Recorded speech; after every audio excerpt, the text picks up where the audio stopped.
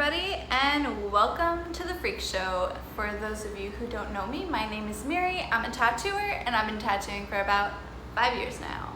This is my first video ever, and I thought it would be pretty cool to start a YouTube channel and just talk about my crazy experiences as a tattooer. So for my first video, I thought it would be a pretty good idea to ask my clients some questions. So let's get started. What's the favorite tattoo that you've done? I got so many that I love for different reasons. Some I love because they're super sentimental and they hit me right in the feels. And some I love because they were really cool pieces of art that my clients just kind of threw their trust in me and were just like, yeah, go ahead, do it. And I was like, sick, I'm gonna do this.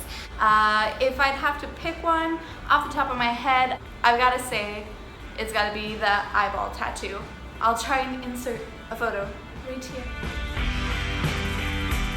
That was pretty cool. It was pretty fun. Worst client story or annoying client story? Oh Lord, I have so many. One of the really bad stories that I have is about a girl who left without paying me not once, but twice.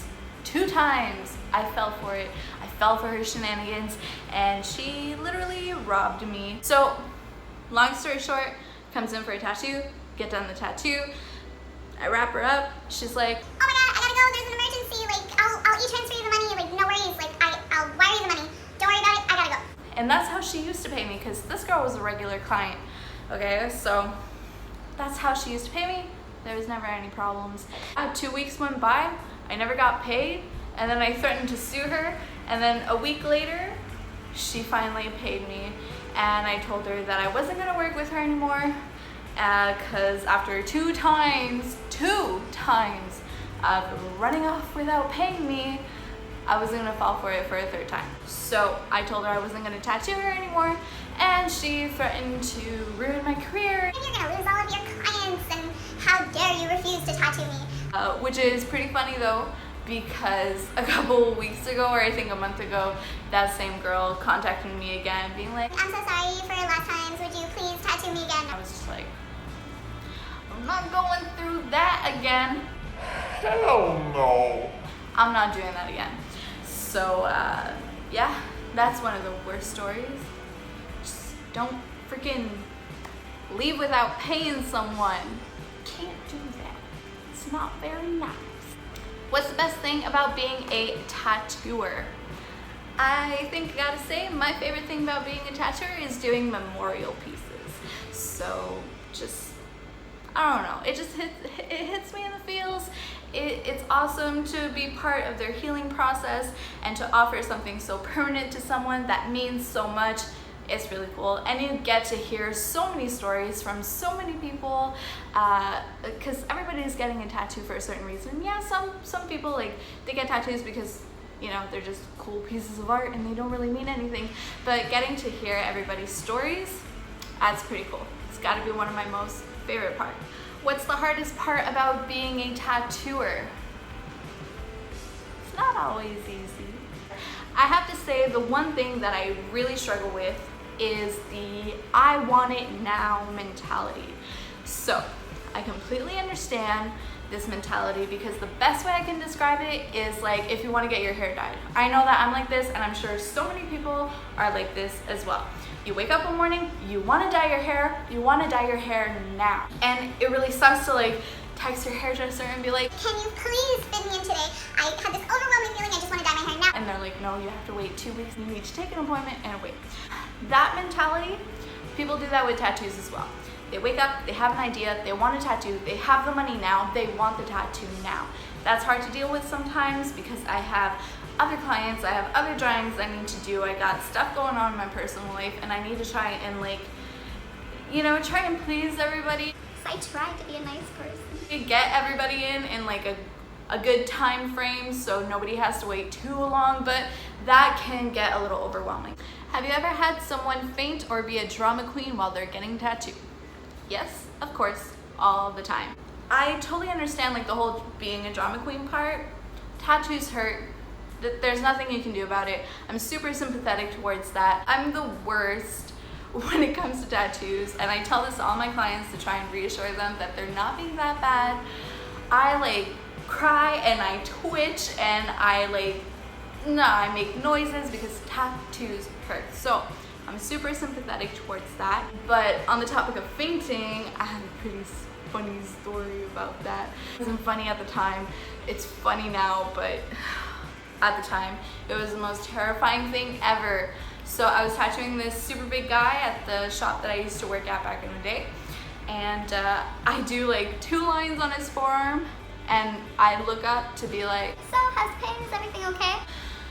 literally, he is white, he is sweating, and I'm like, oh crap, this guy is gonna fall, he's gonna faint. And he was like sitting on a chair across from me, so he wasn't laying down on a bed, so if he falls to the ground. And he was like this big farmer dude. So I see he like starts to fall, so like I go to catch him. I couldn't catch him in time, so he falls, he breaks the lamp, and he starts like having convulsions on the ground and like making really weird noises. And I had I've had people faint before that, but the majority of people who fainted were like tiny little girls that I was able to like catch if they fell. This guy, I wasn't able to catch him. And so he falls, he starts like shaking and making weird noises and the whole nine. So my boss that was tattooing across from me, he drops his machine, he comes to help me because obviously I'm not able to pick the guy up to like sit him up or anything. And when he fell, I turned white, like whiter than him. I really didn't feel good. And it wasn't my first time seeing somebody faint, but I don't know, that guy just like, I thought I killed him. As soon as he fell to the ground and I saw his head hit the lamp and he broke the lamp, I was like, Say it. I killed someone. Like, put me in cuffs, take me to jail. I killed someone. I've done it.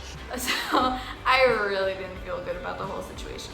But when he woke up, I gave him some iced tea to like get his blood sugar up, and he was like, I'm ready to continue, like, if you want to, there's no problem.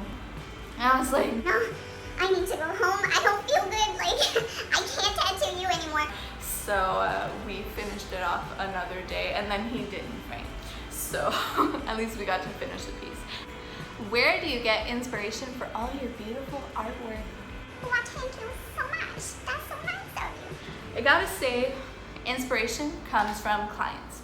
Most of the things that I do is all custom work, so whatever the client wants and the ideas that they give to me, I work off of that.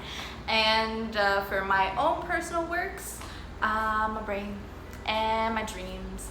I oftentimes wake up in the middle of the night and I like saw something in my dreams, so I'll write it down quickly and I'll try and make a drawing out of it later. Like I've done a 2-headed squirrel. It's all like weird stuff that I see in my dreams. So my brain is a very weird place, so I'm able to do very weird art. Hence why I called this show Furry Show and why I call my company Furry King. Because we're all a little freaky, and that's okay. What is the weirdest body part that you tattooed? I don't think you're ready for it. You want to know the weirdest body part? Are you ready? Are you ready? Butt crack.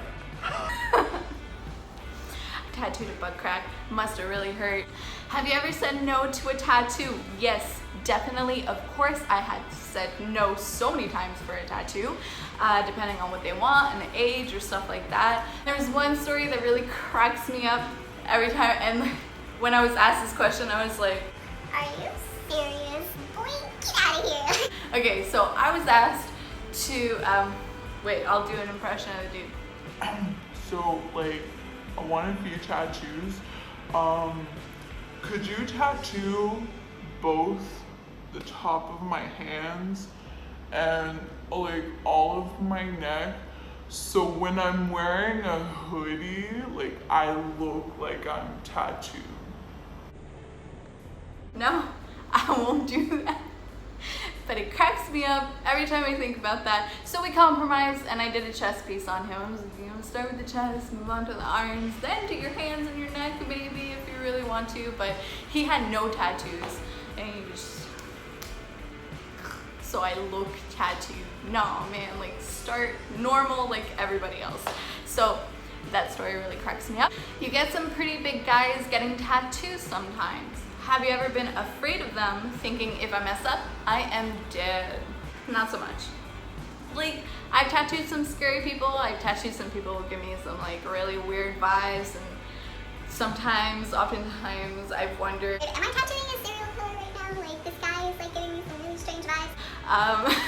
So I've tattooed some weird people. I've never been afraid except for one time. But this story will be a whole other video. But I'll give you a little teaser, okay? A little preview of what the story's about. A guy broke into my house demanding for a tattoo while I was alone in the bathtub. Scariest moment ever. Scary.